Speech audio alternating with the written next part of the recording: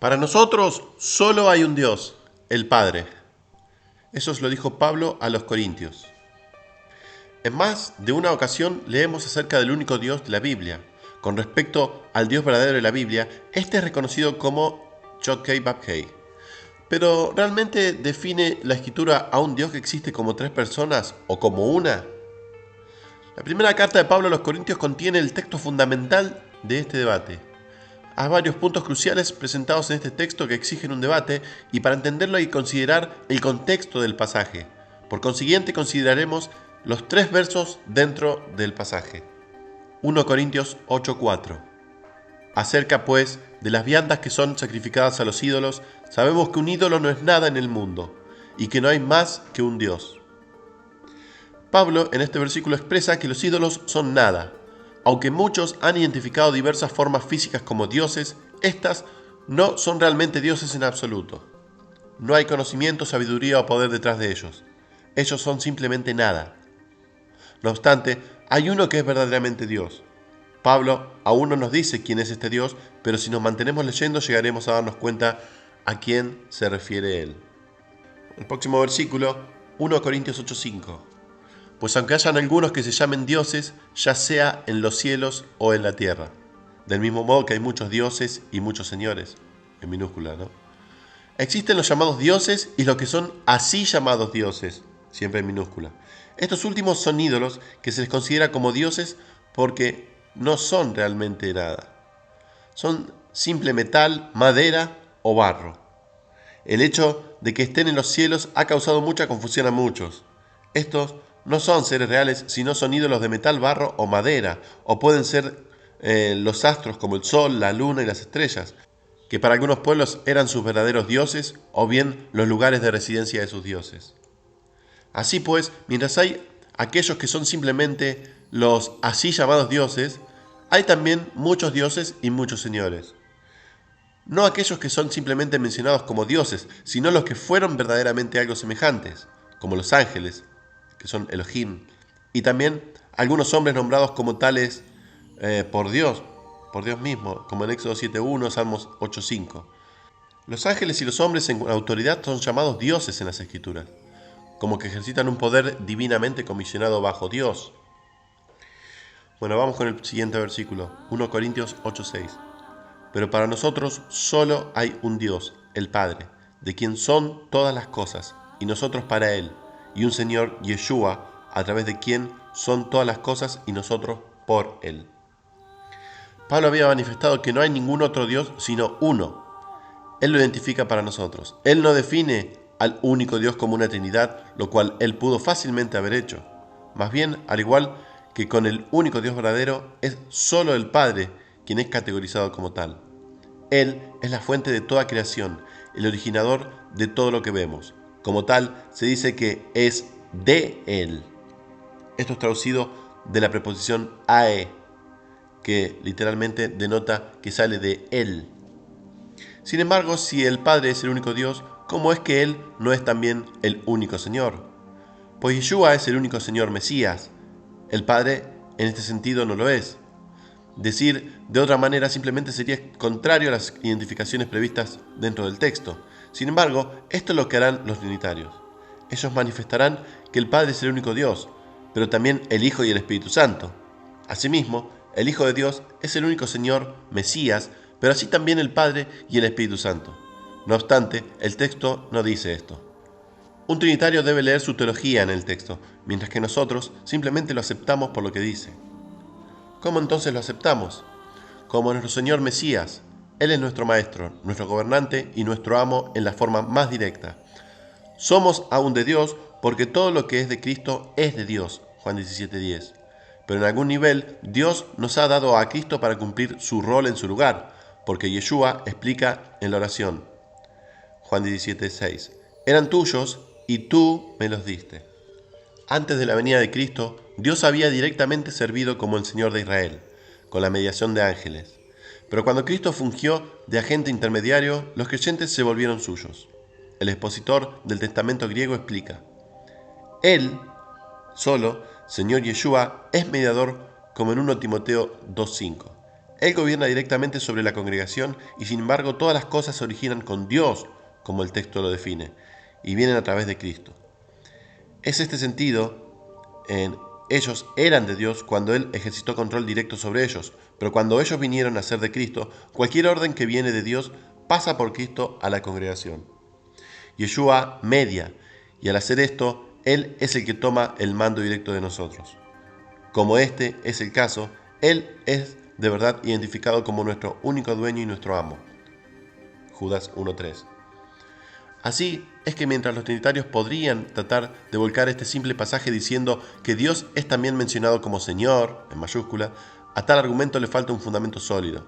El título de Señor, en minúscula, es sí mismo aplicable a muchos, como es el título Dios. Aún el apóstol Juan se dirige a uno de los 24 ancianos como Señor en Apocalipsis 7:14. Así que en vez de intentar distorsionar lo que el texto dice muy simplemente y verdaderamente, nosotros lo aceptamos tal como se lee. Habiendo considerado estos puntos, queremos dejar sentado que este verso no se presenta a solas para hablar de este asunto fundamental. Varios otros pasajes refuerzan esta opinión y creemos importante que consideremos estas referencias. Como la Escritura nos dice, en la boca de 2 o 3 testigos conste toda palabra. Mateo 18:16. Probablemente escrita en Roma en alguna ocasión alrededor del año 63 después de Cristo, la carta de Pablo a los Efesios refuerza las palabras de 1 Corintios 8:6, haciendo las funciones de nuestro segundo testigo. Hablándoles a los miembros de esta congregación, él habló acerca de un Dios y el Padre de todos, el que está sobre todos, por todos y en todos. Efesios 4:6. Que este es el Padre está explícito dentro del texto y que Él es distinguido de Yeshua se puede ver en un verso antes de este, donde el texto menciona un Señor, quien por el contexto solo puede ser Yeshua. Efesios 4:6, 3:11, 14. Como nuestro tercer testigo tenemos el conocidísimo pasaje de 1 Timoteo 2:5, donde se habla del único Dios, aquí distinguido de Cristo. Leemos: pues hay un Dios y un mediador entre Dios y los hombres, el hombre Jesucristo, o Yeshua el Mesías. Él es el único Dios en este texto y es separado de Jesús o de Yeshua, pues Él es el que media entre el género humano y Dios. Al igual que con Efesios, esta referencia solo puede ser para el Padre. Nuestro testigo final viene de la carta a los Romanos. Este texto no está explícito, pero un examen del contexto resulta conclusivo. En Romanos 3:30 leemos: de un Dios que justificará a la circuncisión por la fe. Mirando retrospectivamente a los versos 23 y 24, veremos que este Dios es el que envió a Yeshua al mundo. Otra vez, este texto solo puede ser una referencia para el Padre. Así es que el Padre es quien es identificado como el único Dios y nadie más. Entonces, el Dios del Antiguo Testamento. Hasta ahora hemos demostrado que el Padre es el único Dios verdadero, quien es Yod-Kei Vav-Kei de las Escrituras hebreas. Todavía algún trinitario alegará que no hemos eliminado la posibilidad de que Cristo calce como una persona bien definida del Dios triuno. Mientras que es verdad que no hemos presentado ningún texto que diga que Cristo no puede ser una persona de ese Dios triuno, el hecho simple es que la Escritura enseña que el Padre es este único Dios verdadero y nadie más. Al menos un pasaje remueve cualquier posibilidad de que Jesús o Yeshua sea el Dios del Antiguo Testamento. Mirando hacia Hebreos 1:1 leemos de aquel Dios que le habló a los padres por los profetas. Este es el Yod-Kei Vav-Kei del Antiguo Testamento, quien habló a través de Moisés, David, Isaías, Daniel, Jeremías. Este es el Dios verdadero, el Todopoderoso, a quien a solas Él lo más alto. Salmos 83:18. ¿Cómo elimina esto a Yeshua de ser Dios, el Dios Todopoderoso?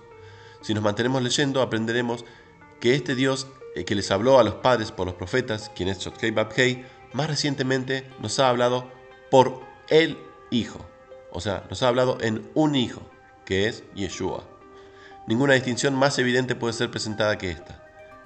El Dios del Antiguo Testamento realizó una actividad entonces a través de los profetas, la cual Él ahora hace a través de Yeshua.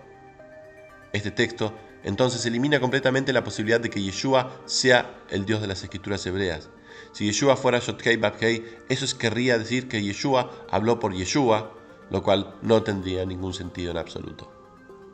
Algunos objetarán a causa de los numerosos textos que son aplicados a Yeshua y que fueron originalmente aplicados a Dios. Los numerosos atributos que son aplicados a Dios son también aplicados a Él. pero estos resultan ser materias de interpretación. Es una interpretación decir que estos textos demuestran que Yeshua es Dios, pues hay numerosos textos que son aplicados a algunos otros fuera de Dios dentro de las escrituras hebreas que son citados y aplicados para Cristo, sin igualarlos ontológicamente. Cuando este texto, por declaración explícita, distingue a Yod-Heh Vav-Heh o a Jesús de Dios, lo aceptamos o intentamos manipular el significado evidente del texto para formular una opinión que nos dejaría sostener una teología que sería contradicha por el significado natural del texto. Si somos honestos con el texto, encontraremos que un número de pasajes dentro de las escrituras hebreas vienen bastante más naturalmente. Leemos que Yod-Heh Vav-Heh es el Dios del Mesías, Miqueas 5:4, y que Yod-Heh Vav-Heh es el Padre de Israel. 1 Crónicas 29:10, Isaías 63:16, 64:8. Tal como Él es su Padre, así Él es el Padre de Jesucristo, o de Yeshua, el Mesías, Juan 20:17. No necesitamos tratar de calificar estas declaraciones muy generales o darles a ellas un significado fuera de la distinción que provocan. Simplemente las aceptamos literalmente, tal como lo haríamos si la persona de quien se habla fuera alguien aparte de Yeshua en relación a Dios. Para agregar más peso a la prueba, notamos que los apóstoles y los discípulos antiguos consideraron que el Dios de Abraham, Isaac y Jacob es el Padre a solas, no el Hijo. El Hijo no fue llamado únicamente el Hijo del Padre, sino que Él fue el Hijo de Dios, de Abraham, Isaac y Jacob. Hechos 3:13, 25:26, 22:14. En el peso de la simple y aún poderosa evidencia, debemos concluir que el único Dios, el Todopoderoso, es el Padre, Yod-Heh Vav-Heh. Como el expositor del Testamento griego explica, el único Dios del monoteísmo es para nosotros un Dios, el Padre.